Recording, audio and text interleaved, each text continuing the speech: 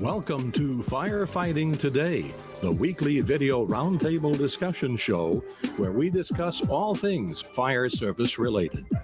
Firefighting Today is a production of PeteLamb.com. And now your host, Chief Peter Lamb. Good evening and welcome everybody to Firefighting Today, the weekly roundtable show. Tonight we are talking about organizational problems, and hopefully we'll talk about solutions as well. That would be really special if we could come up with some solutions as well as the organizational problems. Just some procedural stuff, easy for you to say. If you're watching us live on YouTube, if you want to jump into the YouTube chat room, feel free to jump into the chat room, leave comments or questions. If you have a question, we'll try to take it right into the panel and make sure that we address your concern. And secondly, if you were just watching us on one of the websites and you're not on the YouTube channel, but you have Twitter, feel free to send us something that says @Pete Lamb, and we are monitoring that as well. And we'll be able to take your questions or concerns there. We've got a great panel tonight. We got a full panel, a couple of new members. So we look forward to having a good show tonight. Let's start with a good colleague of mine. How about Andy Starnes? A quick introduction for the audience, please. Good evening, Chief. Thanks for having me. My name's Andy Starnes. I serve as a captain in a Metro Fire Department here in North Carolina. About 20 years career. I've been volunteering since I was a young man, chasing the other Starnes on the panel since I was about 8 years old. And reside in North Carolina with my wife and daughter, Emma. And I play around in thermal imaging and hang around with some crazy guys from Project Kill the Flashover. Excellent, excellent. Yeah, let me say for the audience, Andy is way too humble. Andy has probably become one of the leading authorities on thermal imaging, and he wouldn't admit to that, but I'll say it for him. So great to have you on the panel, Andy. Chief Hall, say hello. Good evening, everyone on the panel and out there, and thank you, Pete, for having me. My name is Charlie Hall. I'm a retired chief officer with 41 years career, and I live here in West Warwick, Rhode Island. Thanks, Chief. New panelist, a new roundtable tonight. David, say hello. Intro to the folks. Hey, everyone, and thank you, Chief Lamb, for having me. My name is David Hesselmeyer. I am the owner of On Target Preparedness, which is an emergency service consulting company, as well as a firefighter paramedic with Bush Creek Fire Rescue, located 30 miles southeast of Raleigh, North Carolina. Thanks again for having me. Thank you, David. I look forward to having you on the panel. Chief Pernesti, say hello.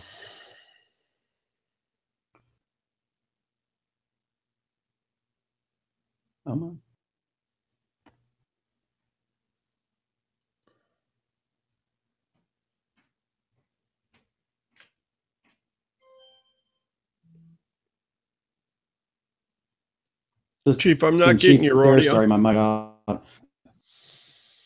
Yeah, but Joe Pernesti, City of Elyria, Ohio Fire Department, up in northern Ohio.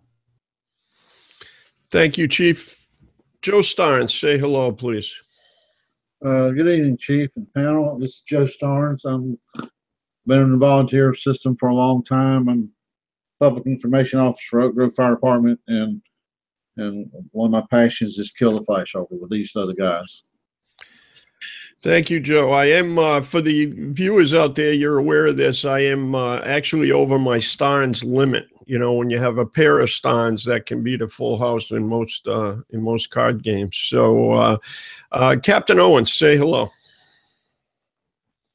Good evening, everybody. My name is Robbie Owens. I'm a captain with Henrico County Division of Fire, just north of Richmond, Virginia, and I also run the website averagejakefirefighter.com. Thank you, Robbie. Robbie always has some good insight for us, and if you haven't been to his blog, you really ought to take that in. He's got some thought-provoking stuff over there. Chief Fling, go ahead, say hello. Good evening, everybody. Chief Lamb, thank you for having me again. It's an honor to be on the panel. My name is Rob Fling. I'm an ex-chief of the Dix Hills Fire Department located in Suffolk County, and also run Face Peace On. Yeah, Face Piece On is something that people ought to check out. Rob was talking about cancer and all that sort of stuff a couple of years ago, 2-3 years ago, maybe, before the thing jumped in. He was doing a good job and was way ahead of the curve on that. So thank you, Rob, for your efforts in there. Chief Whitley, say hello. Hi, everyone. Warren Whitley, retired Assistant Chief, Prince William County, Virginia, now hanging out in North Carolina. So we have you all outnumbered.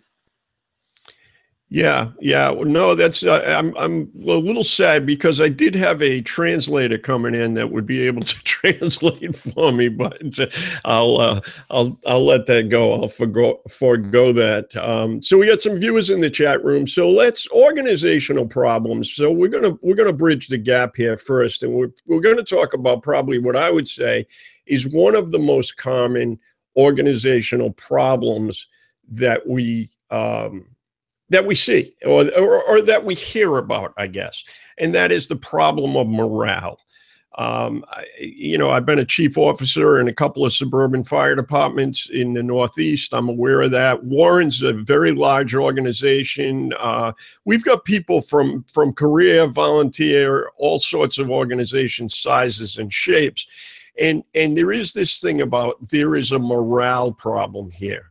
Well, I've got my own thoughts, but I think I'm going to ask the panel, what does that mean? The chiefs, the folks that are chiefs or captains or what have you, when somebody says there is a morale problem, I'm not necessarily talking about the cause, but what does that mean? Is that a disease or is that a symptom of a disease? What are your thoughts? Anybody on the panel that wants to weigh in on that, let me know, because I'd like to figure it out. Chief Fling, what are you thinking about when somebody says there's a morale problem in this department? From a volunteer perspective, I would say that's a symptom. If somebody starts to say a morale is low, it generally equates back, in my experience, to a poor response. Unfortunately, in the volunteer system, morale is the only thing you have to drive the organization. People don't come for a paycheck. People don't come for a host of other reasons, but they're there because they want to be there. And to have a high morale in the department, that's when you start to see the organization excel. Okay, so morale can equal performance in some cases, at least in the volunteer sector, and probably to some degree in the career sector. If morale is high, the machine is well oiled and it's going to go. We're going to talk about why. We're going to talk about if it's a symptom, and I think there's some folks that probably agree. And then we'll start talking about what are some of the causes, because we can't fix it unless we can figure out what the causes are. Chief Hall, did you want to weigh in on something? I did. From the career side, I will say that poor morale is worse than a symptom, but hopefully not becoming a disease. And it's usually a direct result, at least in my experience, of poor communication on the part of the leadership. Leadership not only not communicating with the rank and file, if you will, from officers on down, but also not soliciting their input and their ideas into the organization. It's always been my belief that the organization runs best when it's run in total, not by somebody in a corner office. So again, I reiterate, sometimes, at least in my opinion, sometimes it's a lack of communication and people not knowing and not having input into what's going on in the organization. Yeah, and good point, Charlie, and that is that we're really talking about two things here, because organizational problems, communication is one, and poor communication can certainly lead to this morale problem. So I think that, during our summary statements, let's talk about how we can solve communication issues as well as the morale problem. Suppose you just have some toxic members. Suppose you have an organization that was extremely challenged for whatever reason, and they've given up. So even the best communication, and I'm going somewhere with that, even the best communication may not turn this around in a timely fashion the way you might like it to be. Andy, what are you thinking about this morale issue? I'm sure it's not unfamiliar to you. What are you thinking about it? Is it a symptom? How do we fix it? What's the causes? Some of that. A wise man told me, do you have a morale problem or do you have a loyalty problem?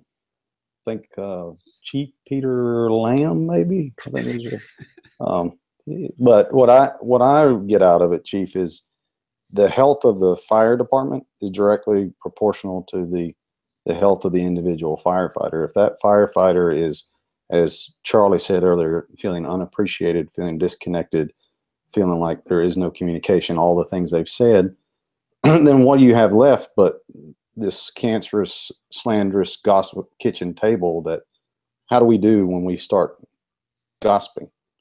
We just feed on it. If we don't have accurate information and we feel like we're not appreciated, they start to feed on it, and then you start to feed on that misery. And I think the best thing we can do is at the foot soldier level, company officers, is squash it and lead with a better attitude. If I have a poor morale, what do you think my troops are going to have? Bad attitude. So if I come in every day and talk about how everything's bad, it just filters down. It's just like being a bad husband or bad father. You're not going to have a good outcome from that. I think the best option in controlling morale is your frontline leadership. And if they don't feel supported and they don't feel like they have any options, that's where your trouble's going to start, at least in my opinion. Yeah, no, I think you're right. I mean, that I may have actually said something similar to that. I think I think that's true. I think the company officer is where this thing can be, I don't know if it can be fixed there, but it certainly can be intercepted there. And I think that that's a valid point. So we have an interesting, we have a panelist that was absent from tonight's panel without a permission slip, I might add. But in the chat room, Battalion Chief Woolery says, my crews have spent 2 nights on the fire line with little sleep, cold food, but plenty of fire. Morale couldn't be higher at this point. Point being, having a clear sense of purpose cures all. Great words of wisdom from, if you want to talk about morale, there's a guy out in the trenches right now as we're speaking. Lane, if you are listening, thoughts from the panel are with you. Be safe, keep your crew safe, and we expect you back here when you're, on time. So don't think you're getting a pass here. And somebody else in the chat room says, how do you deal with the 220 probationary firefighter? That is, they've been on for 2 years and they think they've been on for 20. I'm going to hold that one for a minute. I think we can get there because that could also be a symptom of something as well. So I am going to hold that one, but I do acknowledge that. Any other thoughts from the panel members on morale? Yeah, go ahead, Captain Owens. What do you got? I just kind of wanted to add too, Lane and Andy both kind of stole my thunder a little bit, but I've always thought of morale as kind of a symptom of the individual firefighter when they've lost their sense of service, i.e. they forgot why we're here to begin with. We're here to serve, we exist to serve. And I know at least in my fire department, some people have lost their way with that. Some people have lost their they made the fire department, they come to work every day thinking, what can the fire department do for them? Not what they can do for the fire department or what they can do for the citizens. So when it doesn't happen for them, they have poor morale. The only other thing I was going to add is that usually I feel like, I feel like ownership is important. I feel like I control my own morale. I don't try to let, we've had good fire officers, bad fire officers, good chief, bad chief. If you believe in what you're doing and you are proud to work where you work, then your morale should be high. You can put all the other stuff aside, the political stuff, all of those things. But at the end of the day, we're here to serve, and I should be in control of my own morale, my own attitude, and I shouldn't let these outside influences control me. Yeah, you know what? You said a couple of magic words there. You said a lot of magic words. Thank God we're recording this because it's awesome. And that is this: ownership. Morale is your responsibility, right? We're all, you just think about us in life. We're hit with a million different things every week family life, marriages, children, all sorts of things in life hit us every week.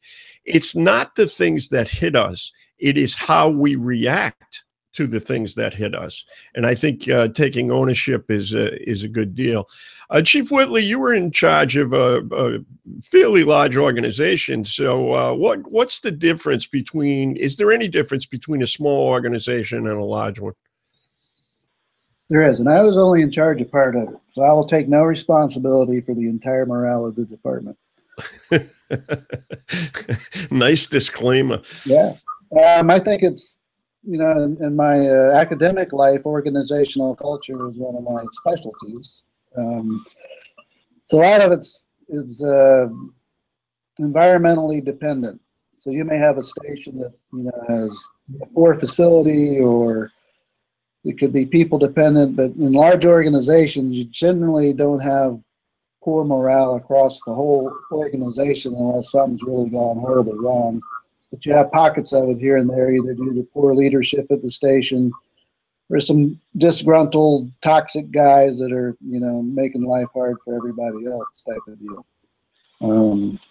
I saw the same thing in the Coast Guard. There's typically, just pockets of morale. You might have a poor ship, a ship run poorly, or a small boat station is not doing well, or something like that. But generally across larger organizations, they're able to absorb some of those pockets and keep on functioning fairly well.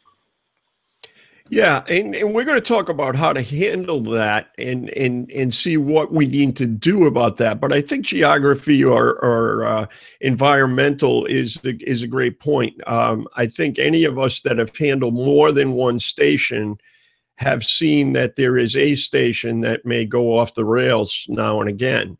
And there could be a variety of reasons about that, why that might be the case. So I think that was a great point as well. We got a bunch of folks watching. If you've got questions, please feel free to jump in. David, comments from you? Yes, sir. One of the things that as we're going through this, I feel like what I compared this with the morale to is what I call the rotten potato syndrome. And what I mean by that is if you have a bag of potatoes and one is rotten, it's going to rotten the other ones very quickly. And so I look at morale as a situation of a failure to response. And I agree with the other panelists that it's something we all are responsible for, but I feel like it's something that we're all responsible for looking at each other for to support each other. Because the faster we can stop the issue, stop the problem, then we're able to get back on track. We're able to right the ship faster. And so I think that there is the problem is when it starts getting to be a company or starting to get to be a whole department issue, then most of the time it goes back to a lack of some type of response. It could be a company officer not addressing an issue. It could be communication not working the way it should and somebody assuming something. But I think that, it's everybody's responsibility to look and help and support each other. So we see that early and try to solve it early. Yeah, I think time is an interesting, I think early getting at a bad morale problem. First of all, you have to be looking. That's an interesting task for an officer. Make sure you're paying attention to that. I think that certainly is important. But secondarily, I think that you're right. It's got to be looked at kind of early on as we go. I'd like to hear from Chief Stearns in the volunteer side of the house a little bit. Joe, you're an organizational guy. You've been looking at this for a lot of years. Talk about morale. Is it a symptom? Is it some of the causes? And then we'll start weaseling into some of the cures. I think you're right. I think morale is a result of a lot of other things. It would be a symptom of many other things that you might have going on. I basically have equated morale to relationships, and I equate relationships to the values of the organization. Usually, the conversations can tell you whether or not morale is high or low. They're good conversations. They're focused on the mission. They're not focused on the mission. They're focused on as it was said by one of the panelists, they're focused on themselves more than Chief Lang. I think you said that they're focused on themselves more than they're focused on the mission. So relationship. So morale is it's hard to say you're going to go fix morale. You live morale every day by relationships. And if you care for someone and look after them, that morale is correlative to that caring, in my opinion. And then if you have toxic ones, morale is correlative to how well the leaders manage that toxic one. In other words, if you have a toxic person inside your organization and is allowed to stay toxic, and the other people are realizing you're not managing it, that can hurt you. Just like you were saying about the bad potato. You've got to deal with that toxicity. Cancers, either malignant or non-malignant cancers. And but basically it's based on relationships, in my opinion, Chief. Yeah, this, when somebody figures out, everybody's writing a new leadership book, everybody's got a new story, everybody's got all sorts of ideas on this. And the fact is, when we figure out that this is a people business, we're probably going to be a lot better off, right? The most valuable resource we got is not the 2017 Pierce Ariel that's out in the Bay.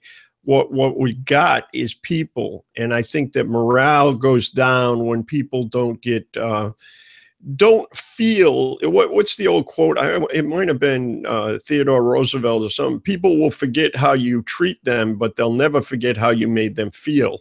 And I think that that's so valuable. I did see some stuff in the internal chat room here talking about, I got some pretty strong opinions on this one. It's always the chief's fault. Bad morale as a result of the chief. And I've been on that roller coaster a couple of times, so I can tell you that there are things that are beyond everything there. I think that when you look at the layers of an organization, and I think Captain Owens said this, and that is when you're talking about the frontline offices, the mid-level supervisors, that's where this thing needs to stop in many cases, or at least be hindered. I'll leave it with this one, and then I want to hear from Chief Pernesti. But at the kitchen table, and that's the kind of the joke in the firehouse, right? That's the center of all good, and the center of all evil is probably at the kitchen table, and that could be depending on who's cooking. But I point out that the officer has a choice. He can stand up and walk away. He can join in the fray and say, you're right, this place is a toilet. Or he can attempt to fix it. And those are the three choices that face fire officers every day in this country, in Canada, and my friends up north of the border there, and whoever is out there. Those are the three choices that a company officer has to make each and every day. And depending if you're in a small department, maybe it's a chief of department walking through the kitchen that's got to make that decision every day. Chief Pernesti, your thoughts on morale? I think everybody said it's, but I'm going to say one thing.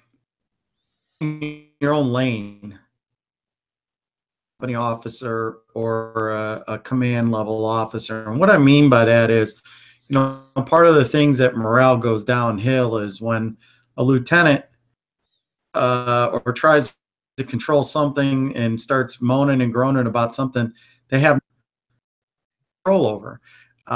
But you got to be able to see what you can and can't control, and that is your crew, your apparatus, your readiness. Everything else is falling apart, and at the end of the when you walk out the door, control, and how was that? And through days where they've laid off 25 people, mess. And at the end of the day, you weren't going to fix that. It's secular to you. And I think that's sometimes how morale goes downhill, is when you try to fix something, you get frustrated and your morale goes in the toilet. Yeah, I think there's some merit to that. There is one flip side to that, Chief, and you've made that reference before, and I agree with what you said. I think you're exactly right. You know, let me control the things that I can control. I think that's important because that makes us crazy when we don't do that.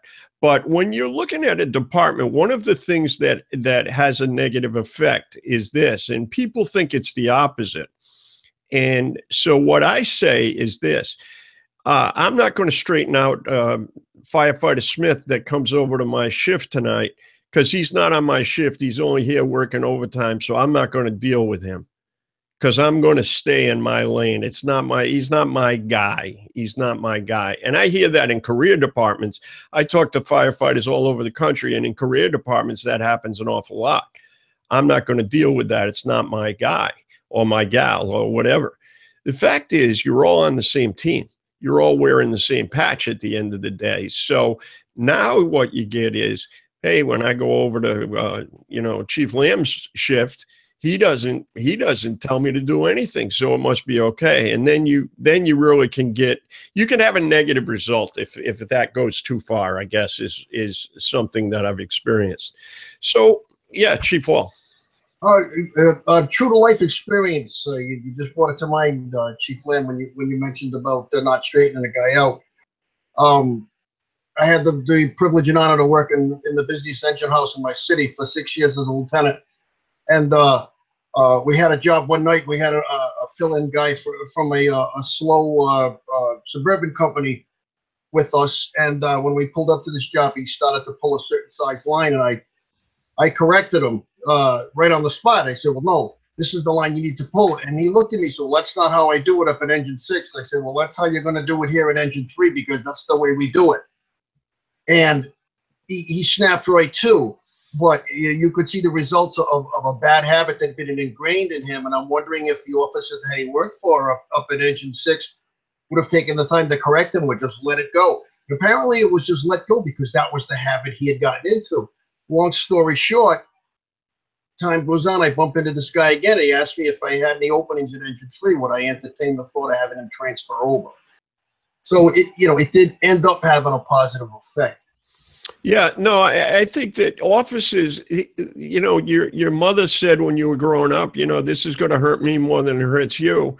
And I think the problem is that being an officer is tough. When I have to counsel somebody or mentor somebody, it's a little uncomfortable for me once in a while. And I think that we don't help our officers to solve this problem. David said something offline before, and I think that we probably don't need the visual on this, David, but you want to expound upon when you bring someone into a department, should you have a discussion about their expectations? Does that affect morale? In other words, should I tell you right up front when I drag you in the door? David? Thanks, Chief Lamb. Yes, I mean, I think that it's something important. I do a training and talk about that and believe that we need to have, almost an orientation course because we've got to be better at explaining. We can give them a job description. We can give them things to that nature. But until we get down to the nitty gritty and are able to fully appreciate the communication and give them that expectation, then we're not able to fully prepare them for what we're doing. It's like with anything else. If you're given a task and you don't know how to do it, there's going to start being some negative factors or negative things that will happen. But if I sit there and train you on the task and then give you the task to do, then you're not as brokenhearted or upset about it. So if we start with that as the foundation when they first come in, then that's just a process that we use to be effective throughout the whole career of that firefighter. Yeah, no, I think that's right. And I think it does start on day one. And I think we missed that. I think we don't set that correctly. We have vision statements, mission statements. We have all of those things. We need an interpreter because when you hand the firefighter the mission statement, I don't think it translates well. I mean, they get it and they sign for it and they know what the mission is, but I don't think it translates as well as we think. Lane comments, nobody likes delivering discipline. It's distasteful but necessary. And so talking about morale, here's a situation where the question is, how do you change how do you change a veteran officer that has bad habits? So this is a thing that causes a morale problem in many departments, and that is kind of the old and the new, the young and the old. You've got young, aggressive folks. It's a little different than the first comment about the 220 person, but you've got young, aggressive folks, and then you've got veteran officers that may be not as up to speed. Maybe they're stuck in their ways. What do you do with that kind of thing? So, Captain Owens, you want to dive in there? Yeah, absolutely. I kind of think it's along the same lines. Randy Kern says in his book, Crossfire, Managing Conflict, that if you set a fair and equal standard and don't fall below that standard, then conflict is easy. Morale should be easy. I'm going to set the standard, and you're going to either rise to it or you're going to fall below it, or maybe you'll rise above it. But either way, I'm going to get the shift that I want, because you're either going to rise to the standard or you're going to find another place of employment, or you're going to find another place to work. And again, it's an equal standard, but I think that works for the old officer or the young officer or the young firefighter or the old firefighter. It's not that I'm asking this guy to do anything other than I'm not willing to do, or anybody else in the firehouse. But here's the standard. Here it is. You need to get to it, or we're going to have a problem. And when you do that, it's all kind of easy in my opinion. And it's worked for me in the past. I've had guys that were very set in their ways. This is how we do business now. Where you're going to get here, or you're not going to get here, and I'm going to walk beside you. I'm not going to leave you. I'm not going to this is something you have to do and I don't have to do it. We're walking this path together. But again, I think it's relatively simple as long as you're willing to go through some of the growing pains to it. You're going to have some pushback. Like you said earlier, being an officer isn't easy, but that's why we all took the test. So or got elected or got appointed or whatever we did. It's not easy, but as long as you set that fair and equal standard, you have that to push back on if you get that pushback.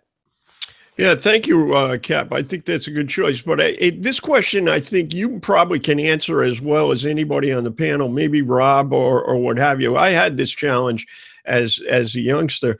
When you became a young officer, Cap, did you have people senior to you? In other words, were you a young guy teaching some older guys? They were now answering to you. Did you have that challenge? Absolutely. I still am a young officer, by the way. Don't let these good looks fool you. But I'm only I'll be 36 next month, and been a lieutenant and now a captain in my fire department. Which is, as a captain now, I'm pretty young. Most of our captains, at least in the history of our fire department, have been in their 40s or even 50s. So I'm a very young officer, especially to be in the position that I'm in, where I ride up on the battalion car and all those things. And so, yeah, I think you're constantly having those problems. We had a 2-alarm fire the other day, and there's a guy who was in charge of the rapid intervention company, and they tagged my engine company onto that. And this is a guy who has 35 years. He's a lieutenant, but he's 35 years on our fire department. And now I'm showing up, and he's relinquishing command of this writ to me. And I respect this guy. He's a guy that I've known the entire time I've been on our department. And so, yeah, I think that is a little bit difficult sometimes. I think if you respect, had this conversation on Twitter earlier, me and Ryan Pennington, talking about if you can't do the skill, maybe you shouldn't teach. Well, I think I agree and I disagree with that, because there are mentors that I've had in the fire department that maybe can't put on an air pack anymore, but I want to hear what they have to say. My dad, for example, he's 58 years old and he's a chauffeur in his fire department. He doesn't go into fires as much anymore, but he knows a lot more about it and been doing it a lot longer than I do. So just because he doesn't crawl around and burn buildings all day anymore doesn't mean I don't care what he has to say. Joe Starnes, same thing. He's not fighting fires anymore, but he knows more about fire behavior than most of the guys on any fire department ever. Am I going to discount what he has to say because he's not fighting fires anymore? I think that's a poor choice. So think if you respect those older guys and you respect what they have to say and you engage them, I think you're going to get a lot out of them. Yeah, thank you. Well said. I didn't mean to put you on the spot, but I knew you had that real life experience to share. Also from the chat room, respect doesn't matter on age, right? You respect a couple things. You respect rank, but you certainly respect ability. So I think that, if somebody can prove and show effectiveness and ability, I think that maybe this is just me, or maybe it's something I saw in the Northeast. Don't you have departments that get into layers? You have some older folks that are kind of, getting less and less involved. They're not the first ones to go to training anymore. They're not the first ones to look for outside stuff. You got a group in the middle that's kind of okay with the way things are going. They're there. They can go either way. They can be positive or negative. And then you have got a group of young bucks that want to be happy and I want to do more, and I want to rappel off the tip of the aerial, and whatever. And I think that morale can be affected by those layers in an organization. And I think those naturally occur. I just think, unless you have a major turnover or something like that, I think that makes, I think that's a thing that happens. Maybe it's just me. And how would you deal with that? Could that have an effect on morale? I don't know. Joe Starnes. Yeah, Chief, I think you're right. I think you have to do the analysis of your own organization. Sometimes you have to teach your organization how to deal with the differences. You may have to teach them. Bruno used to use the line, protect the young, respect the old. And I used to deal with a statement I used to call wisdom. How do you handle the wisdom in your department? How do you make it shareable? How do you make it usable? I think, and Robbie, you're very kind to me, by the way. Thank you for your comments. But one thing I've learned about being smart is that the quieter I am, the smarter I appear. But the bottom line is we have to teach organizations how to deal with that. I had a group of firemen that in my old volunteer fire department that disrespected the old because they couldn't hunt posts, and just use a slang. But what they learned was they knew a lot about pressures, they knew a lot about pumping, they knew a lot about a lot of things, and we had to put them in a position they could be used, and they were respected when they were used that way. They had value, they had worth. And I think as leaders we have to do that analysis you just said of our organization. We have to define the cliques and we got the technical rescue geeks, and we got the hazmaters, and we got the firemen, we got the truckies, and we got the engine company people. We've got to figure out a way to make them know that the value is in their team effort, not in their individual effort. And I think that's a big deal. And then when the conversations quit being about what's wrong and what's right and how we make things better, then I think there's a correlation to getting better. And I think that's the focus. Okay. So we're not getting into some of the others, but this is a good discussion that needs to continue. For the panel members, there's a lot of great conversation going on in the internal chat room that's not helping the viewer here. So, I mean, if you got comments, you gotta put them out there so that they can get it. Comment is Chief Starnes hit the nail on the head. Cancer will spread. When do you take a catastrophic move? When would you take a catastrophic move to improve morale? When do you cut it out and move out? If it is cancer, when do you cut it out? David? Yes, Chief. One of the things that we did at Bush Creek many years ago is we started, because we have those layers. We have a lot of members that ended up joining our department because they went to Campbell University, which is in our first due area. And and so we have different levels of those, and we have different levels of our local type people as well. And we started seeing, that disrespect come into play. And so one of the things we did is we sat there and saw that, we had to change this now. Just like Captain Owen said, everybody's got some kind of knowledge that they can share. Now, it may be something that we just need retrained on that we've been trained on a bunch of times. So what we did was we have a rookie program that is built to follow NFPA 1403. And so what we said was, you know what, this is a perfect place for us to put some things in to make them understand that there were people before them and there were people after them.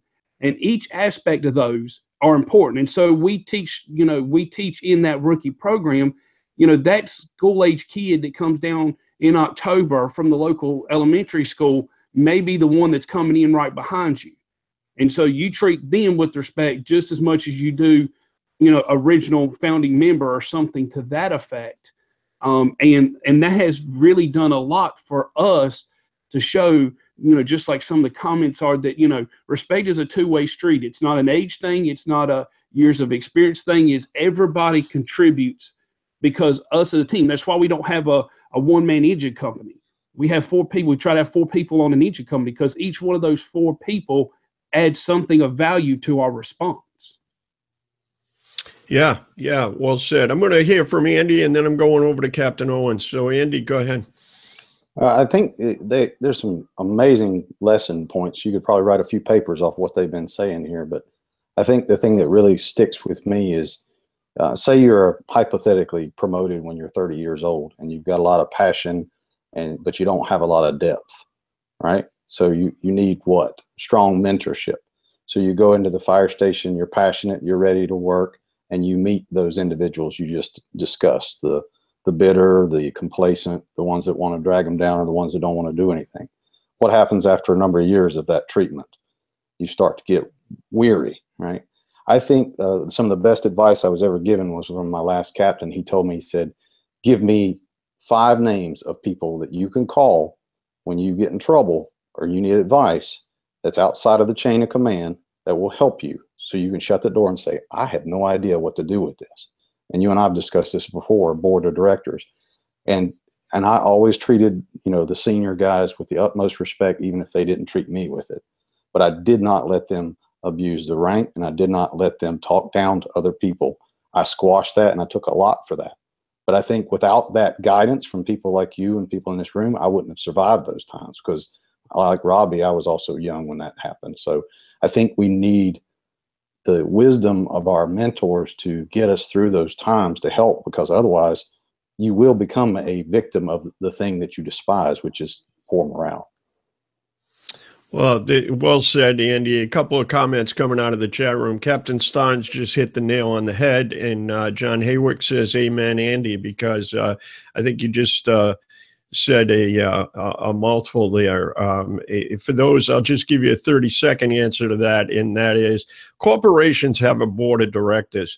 Andy and I chatted several years ago. I believe that each firefighter needs a board of directors of some size, and that's who are you going to call when stuff is really going bad, either in your department. Chief Pernesti mentions, maybe you need somebody outside your organization that you can speak freely with, that doesn't have a dog in the fight and can give you some general counseling. Quite frankly, it really is the basis of this panel. Frankly, that's what we do here. We do it offline. We do it at other times as well. So thank you for that, Andy. Captain Owens. Yeah, just wanted to add to a lot of what everyone's saying and kind of bring it back to morale. And Chief, I think you said it the best when you talked about the company officer. I really do think that when you get to the brass tacks, it really is that morale is all about that company officer. And I'll give you a quick story. The guy who I worked for at Fire Station number 9, who's our assistant chief of operations, Chief Lawton, he was my station captain there. And he came there right around the same time I did. And he kind of saw a trend. A lot of us had gotten put there at that station for reasons that, maybe weren't the most glamorous. He was put there because maybe not the most glamorous reasons. The station was old. It was kind of run down. It was almost like a cell block. So his whole mantra was, let's not think of this as a bad thing. Let's embrace this. The next thing you know, he designs a station T-shirt that has this as a cell block logo. Next thing you know, he buys everybody at the firehouse convict hoods. Okay, and we embraced that. We embraced that when guys transferred in for permanently on a transfer list. You didn't just get your convict hood; you had to earn it. You had to earn your stripes, as we call it. And when you left Station 9, I got promoted out of that station. You had to turn in your stripes. You had to get jumped out of the yard.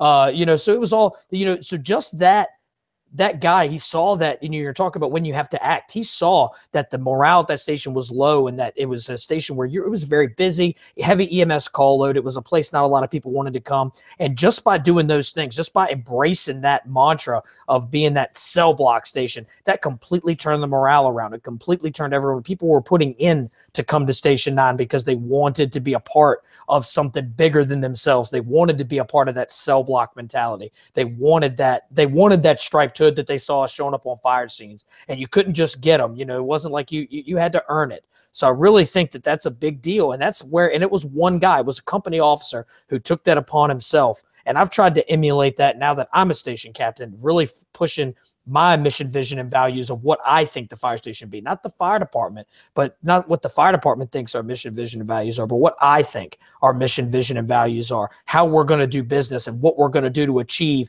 our mission of protecting our citizens and serving our citizens.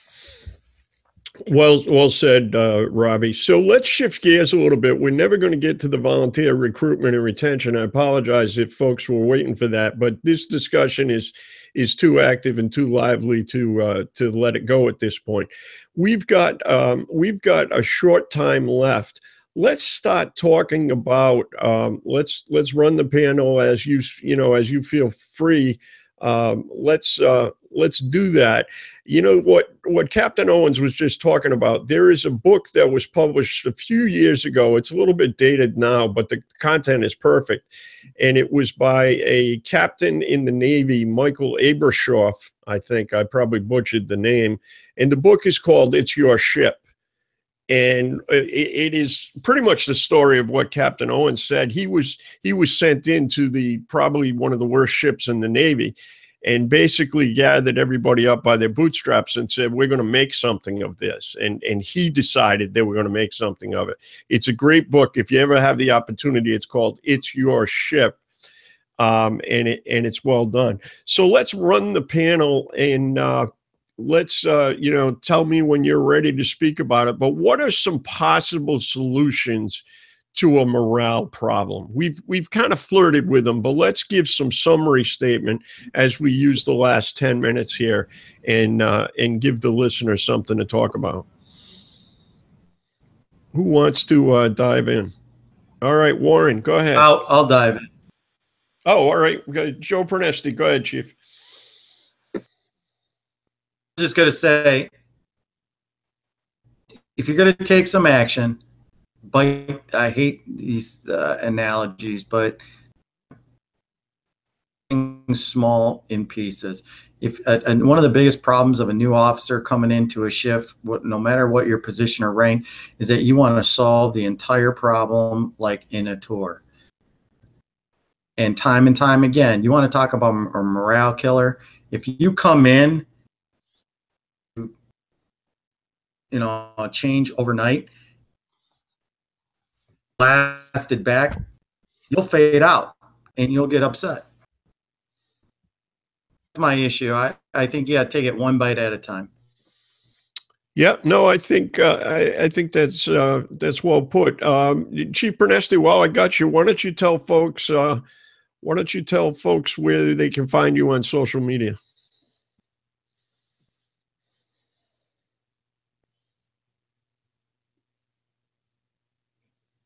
I lost you there, Chief.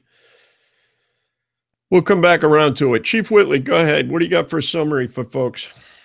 Well, I think one thing to remember is morale issues, especially in a larger department, are not homogeneous. You got to figure out what's the issue with whatever work group you're dealing with, and then you can plot your strategy on how to turn it around.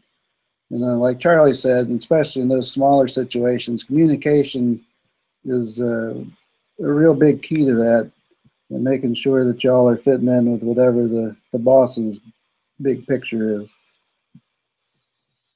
Well done. Well done. Chief Whitley, you got a kill the flashover email or something? How did they hunt you down if they're looking for you? They can find me on Facebook. I'm not sure if Joe has my email up on Kill the Flashover site or not, but it's wwhittley58@gmail. All right. Thank you, Chief. Chief Ling, what do you got? How do we fix this morale problem? I think sometimes as a leader, when you start to realize what's going on, it doesn't hurt to gather the troops and put the brakes on the problem. Let them know what you see. Let them know that it's not going to be tolerated, and go back and state the core reasons why you're there. We're not here to fight amongst ourselves. We're not here to have issues. We're here for the benefit of the community and the people that we serve, and that's exactly what we're going to do. It's a privilege to be here. It's not a right. If you don't like it, there's plenty of other places you can go and spend your time. Well said, Rob. Where do we find you on social media? You can get me at FacePeaceOn on Twitter, and email is robertdfling@gmail.com. Okay, excellent. Chief Hall. I'd like to piggyback on something that Chief Fling just said. I totally agree. Getting the troops together, communicating with them, telling them what you see and how you see it and how you see the problem. But then I think it's just as important to find out what they see and how they see the problem. And instead of you, at whatever rank you are, trying to solve the problem yourself, embrace them and ask them to become part of the problem-solving process. In any organization, whether it be the fire service or any service, when you're part of the operation, the solution seems to come a little easier. And I'm going to reiterate on what I said in my opening statement. There's nothing more important than communication. Not knowing what's going on in the fire service, in your department, you're left to draw your own conclusions. And when those conclusions are left unaddressed for long enough, they become fact. And that can't be allowed to happen. Non-communication, to me, is one of the biggest morale killers. Yeah, no, well said, Charlie. Andy, what are your thoughts about this? How do we fix this morale problem? Someone once said, "There's no idea so absurd that if it's not repeated enough, that someone won't believe it." So if we keep repeating the same bad stuff over and over again, what we're going to be? We're going to product of our environment. If I eat garbage every day, it's like the old adage of, I take a coffee cup and it has poison on it and I drink it and I say, I hope they die. It doesn't work. I'm drinking the bitterness. I'm killing myself. And like-minded and like-valued people attract the same type of individuals typically. They want people to either complain with them or they want people to train with them. So if you're in one of those environments where you have a mixed bag, I think the best thing to do is, as Robbie and a lot of the other guys have said, is you need to set the standard from day one and you got to hold them to it. And the thing I'm blessed with in the place I am now is the expectations have been so clearly defined that they hold one another accountable. Half the time the problem's been corrected before I get to them because they hold each other. You're going to work out, you're going to train because you've got to be able to take care of me. And if your bad attitude starts affecting everyone else, the first thing we're going to do is say, what's wrong? Not just why are you griping, but is there something going on at home? I think that size up is missed. In the morning, the first thing we say before roll call is started is, how was everybody's day off? Because if you ain't right in the heart and the head, you're not going to be right on the fire truck.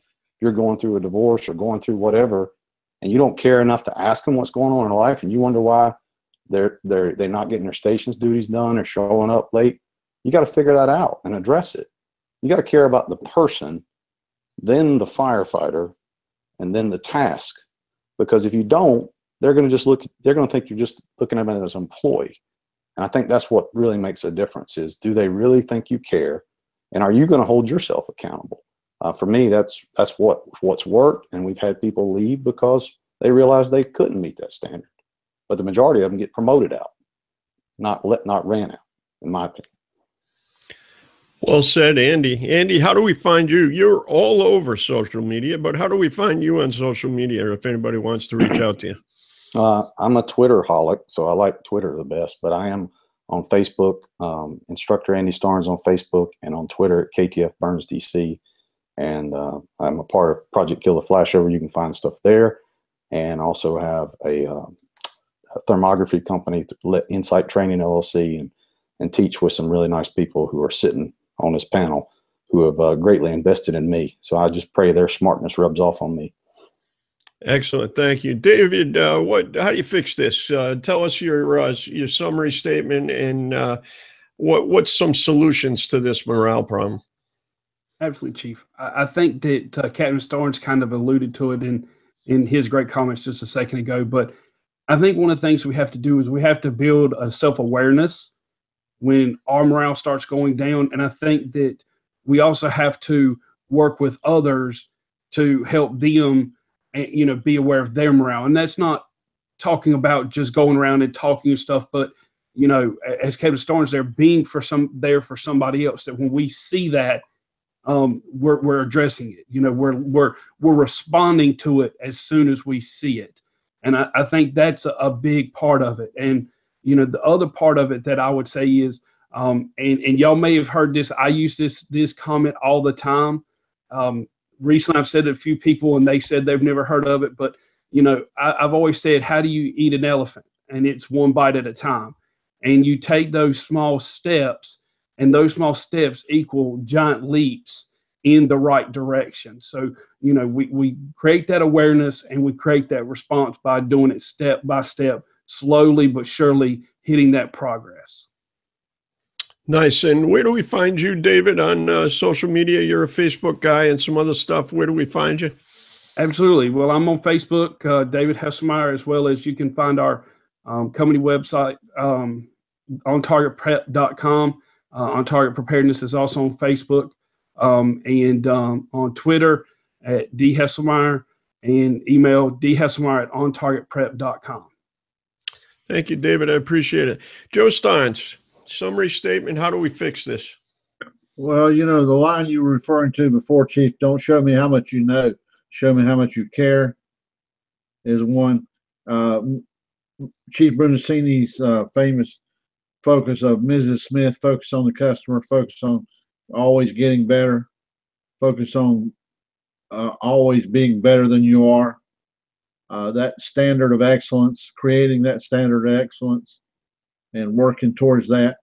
And I think one of the major breakthroughs is understanding the difference between discipline and consequence.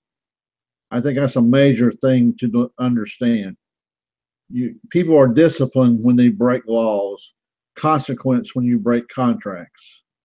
And I think what we need to understand is the difference between those two. It doesn't mean you don't deliver consequence. It just means that consequence is not discipline. It is. It can be, but it's not designed to be. So I think it's about showing people how much you care, setting the standards, clearly communicating those standards, and then working every day. One of the things I found out when I first started in this business was I wrote a book of what I think should happen on the fireground for the fire department. And what I realized after about 2 years was the book was for me, not for them, because they just wanted to know if I was going to do what I said. If I did what I said, they didn't have any problem following. I think the standards, like everybody said on here, the standard's on me. It's not on somebody else. And we have to understand that if we're going to impact, we've said if we can't, we've got to have a positive attitude. We've said we have to. It has to start with Joe. So that would be my coaching. I'm on social media, Chief, to save you the question. Project Kill the Flashover, killtheflashover.com, joestarnes.com, KTF Burns on Twitter. So I'm not hard to find. So thank you again for the opportunity to run my mouth, and thank you for an outstanding panel you put together here. Thank you, Joe. And clean up here, I'll have the last word, so don't talk bad about me. But Captain Owens, how do we summarize this? What can we tell the folks in short order here to try to fix this problem? Again, thanks for allowing me on, first of all, Chief. It's been an honor. Like I said, the panel's great. I think, at least for me, from the company officer perspective, that's what I speak from because that's what I am. I think one of the biggest things that I can do to improve morale, have positive morale, is have a positive attitude. I feel like we control our attitude. We control our morale. If I'm coming into the firehouse with a poor attitude every single day, then what are the people around me going to be? I think Andy said it earlier as well. What are the people around me going to have? They're going to have a negative attitude. And that's something that's been a big struggle for me. I've had to grow as a fire officer, as a person, as a human being. I think that if you would have met me, or if anybody out there would have met me at age 23, 24, as a young career firefighter and still a volunteer in my local volunteer fire department, they would describe me as a pretty negative person. And it took leadership to bring me out of that and to make me realize that. Whereas me, also, again, like I said before, clear-cut expectations from day one. You don't have to change the world on day one, like Chief Pernesti said. But if I give you clear-cut expectations about what I want from you the very first day that we interact, you up for success. It's not, you don't have to guess what I'm thinking. You don't have to guess what I want. You're going to be able to understand that, and that's going to help morale. I know when people feel like they have to walk on eggshells, that thing, and when they're always guessing. And you can find me at AverageJakeFF on Twitter, AverageJakeFirefighter.com, and the email AverageJakeFF@gmail.com. Thank you so much, Cap. I appreciate you being here tonight. Good panel, excellent panel. Just a couple of quick ones for me. Some of it's been said before, but I would just offer this: when you're talking about morale and changes and so forth, organizational problems, change goes too fast and all of those things. I think Chief Hall's comment about communication has got to be one of mine. Communication is key from top to bottom. Here's the problem. Chiefs give orders. They never give feedback. They don't know what's going on. So it's got to go both ways. Communications definitely have to go both ways. There's no question about that. I think that Joe Steins has mentioned it. Chief Brunacini's mentioned it. And I'll just tag on to two pretty great people there. And that is, you must be consistent. Whatever you are, be whatever you are every single day. Consistency will help get rid of these changes up and down. Today's a new day or whatever. Consistency is absolutely important. And if you are a fire officer that's listening to this panel, make change slowly. You think it's at a turtle's pace. The troops think it's at a rocket ship pace. And you've got to figure out what that balance is. You think you're going too slow. They think you're going way too fast. And you need to balance how you make changes. Thanks to all the members on the panel. Thanks to the viewers. The chat room was great. I appreciate everybody that was interacting with us. I hope we answered some of your questions. And here's the story. We are going to take a holiday break, so there will not be a roundtable until after the first of the year. There will not be a roundtable until after the first of the year for our panelist folks. And we certainly appreciate you. You know what? If you're bored during those couple of weeks, you got nothing to do, then go back and watch the reruns. They're all up there on the website and so forth. So appreciate all of you. Thank you to the viewers that were out there and so forth. We'll see you after the first of the year.